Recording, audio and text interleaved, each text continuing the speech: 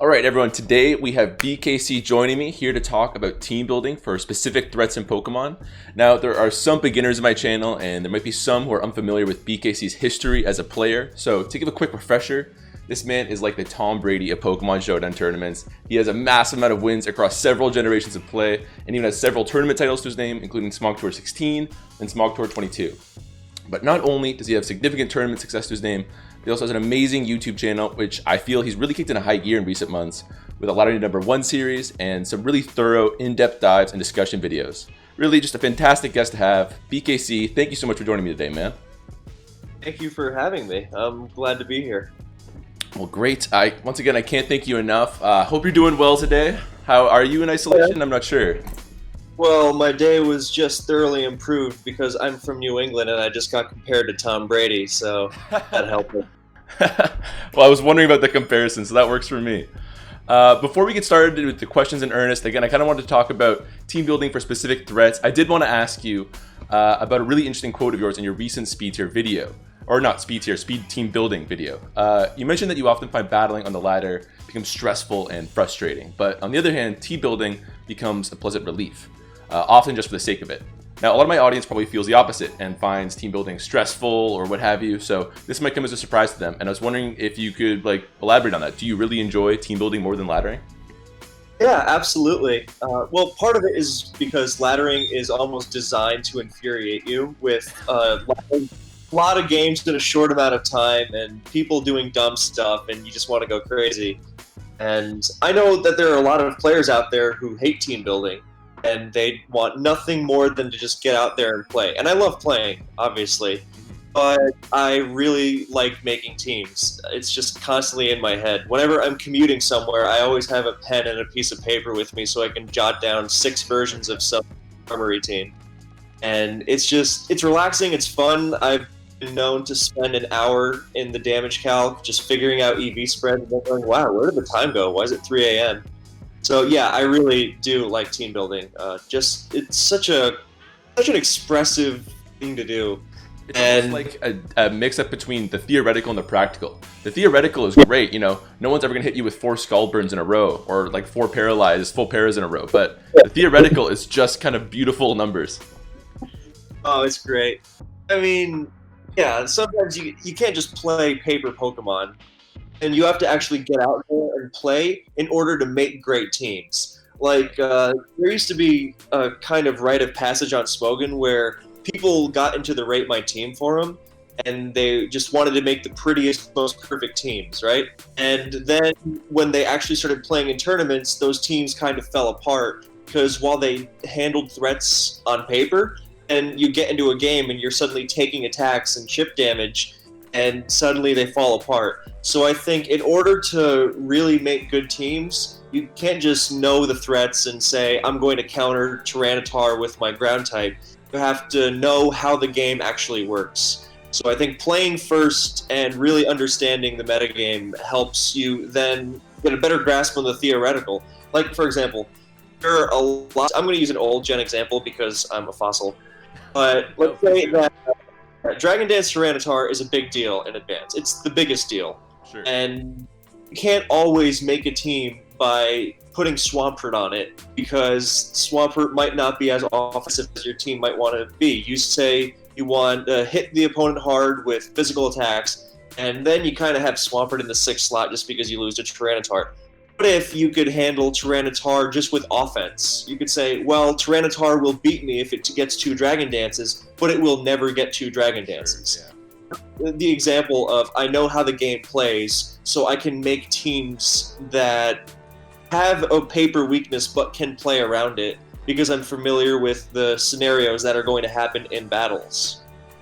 Exactly. I mean, I think that you really hit the nail on the head there. I had a hard time with that expression, but I think it's got to be a relationship between the practical and the theoretical, and if you're not doing both, then you're never going to become great in either one.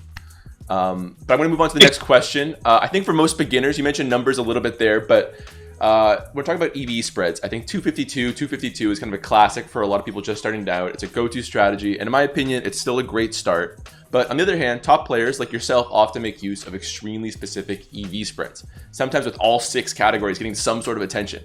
So to once again reference that recent team building video of yours, I was hoping you could explain to the audience how a Snorlax, for example, goes from having, just a max HP and a max attack EV investment, and how they go all the way down to something more specific. Like, again, to reference that Snorlax of yours, you had a 48 HP, 136 plus attack, 136 defense, 176 def, and 12 speed. So how do you reach that point? There's some top players who are like, complicated EV spreads are for idiots. I'm just going to max my stuff.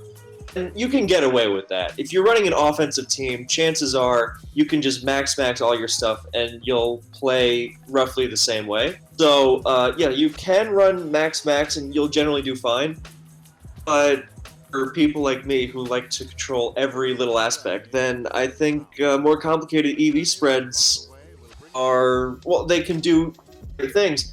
And it's not about being complicated for the sake of it and just throwing EVs and 6 stats because you can, but it's more about knowing what you want that Pokemon to do. Like, let's take the Snorlax, for example. I didn't just move the sliders around until they looked pretty.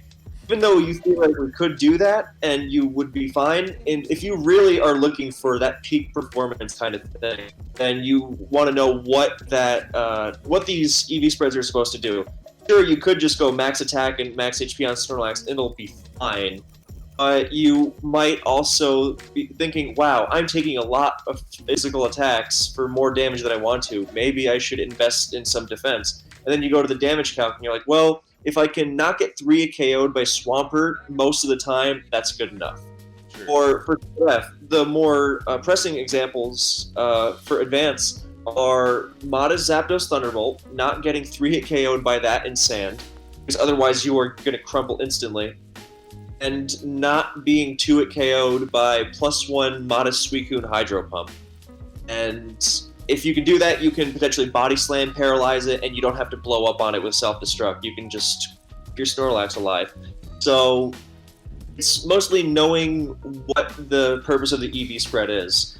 Another example is Tyranitar on Dragon Dance sets for a long time used to run 16 HP and 120 defense. And it seems random, but that is the least amount of EVs it needs to always survive a Jolly Choice Band Dugtrio Earthquake.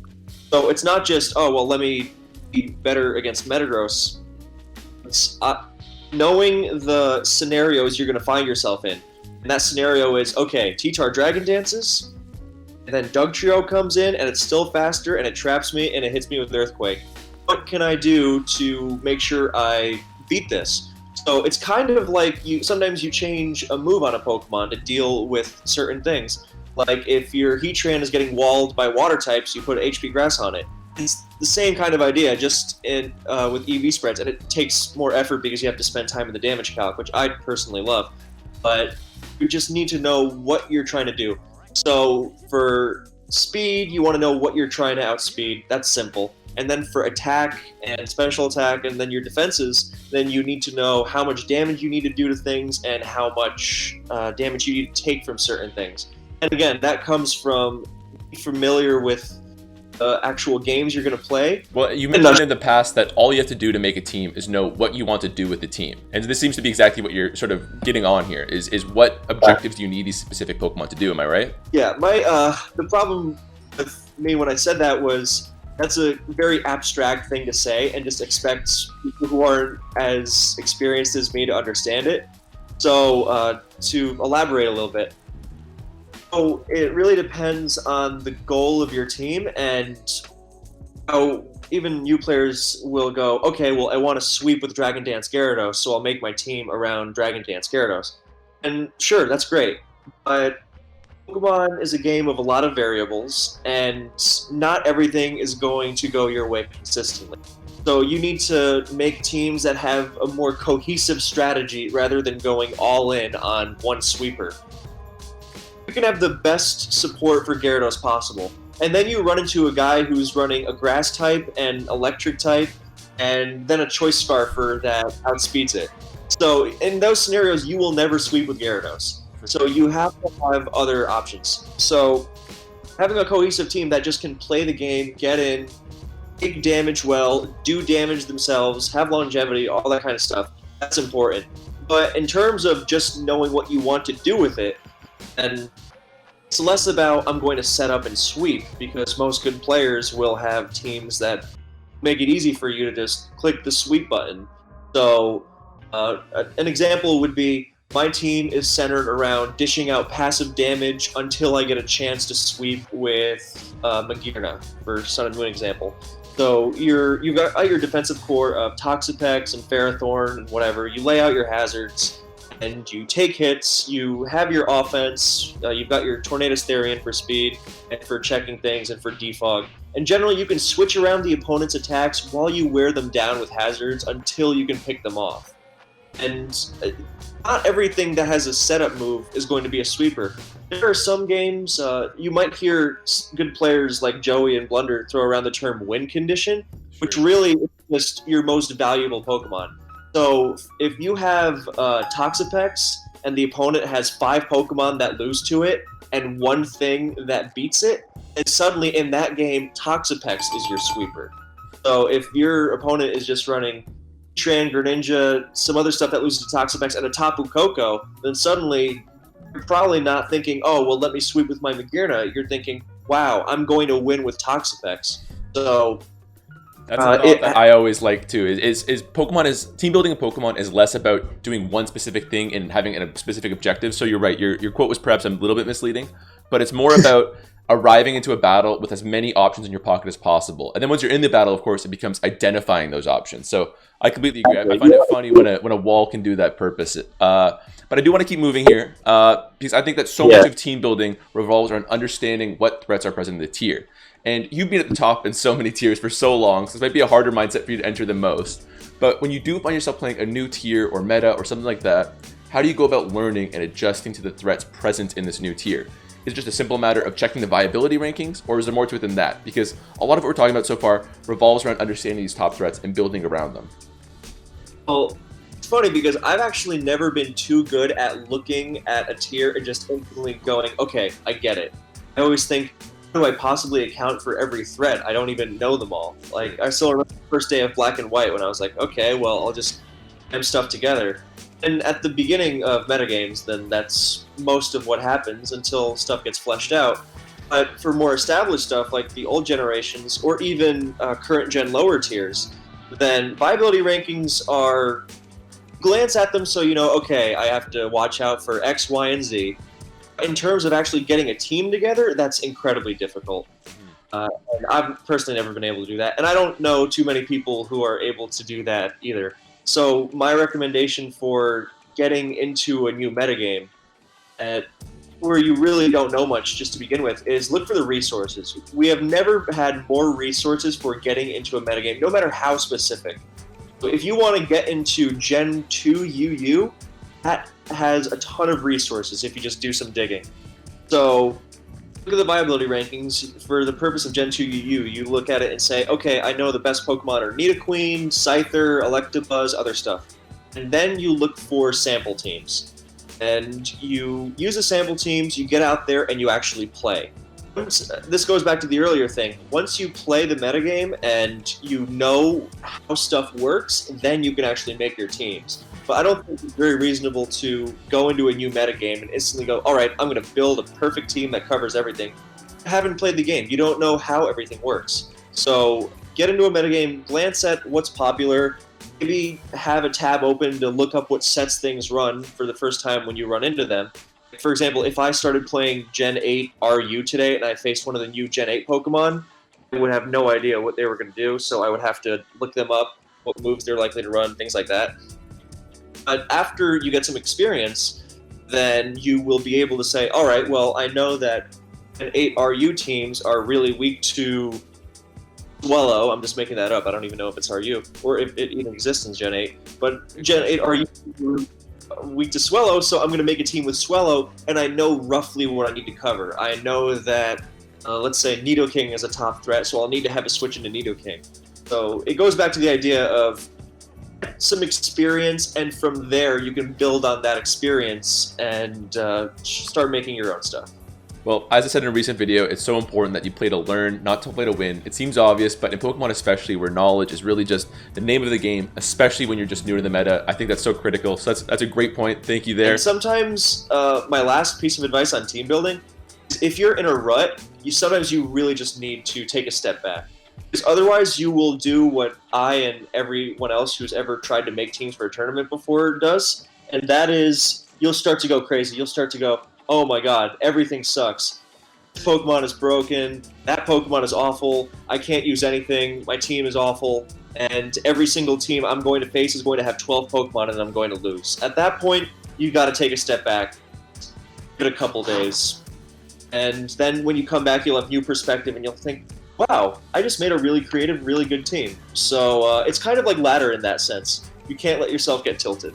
Can't get overwhelmed. That's a wonderful piece of closing advice. Thank you so much, BKC. I think it's going to do it for us today. For those who want to find some of BKC's content, you should go check out his YouTube channel, which is at just BKC right now, I believe, or even show him some love on his Patreon, which is Pokemon BKC, if I remember correctly. Is there anything else you want to shout out before we sign off?